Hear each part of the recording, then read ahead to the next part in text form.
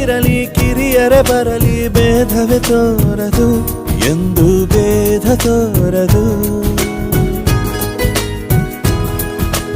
ಎಲ್ಲ ಇದ್ದು ಏನು ಇಲ್ಲದ ಹಾಗೆ ಬದುಕಿರುವ ಆಕಾಶ ನೋಡದ ಕೈಯೇ ನೆನೆದು ಪ್ರೀತಿ ಹಂಚಿರುವ ಜೊತೆಗಿರು ನೀನು ಅಪ್ಪನ ಹಾಗೆ ಹಣ್ಣೆಲೆ ಕಾಯೋ ವಿನಯದಿ ಹೀಗೆ ನಿನ್ನನು ಪಡೆದ ನಾವು ಪುನೀತ ಬಾಳು ನಗು ನಗುತ್ತಾ ಬೊಂಬೆ ಹೇಳುತ್ತೈತೆ ಮತ್ತೆ ಹೇಳುತ್ತೈತೆ ನೀನೇ ರಾಜಕುಮಾರ.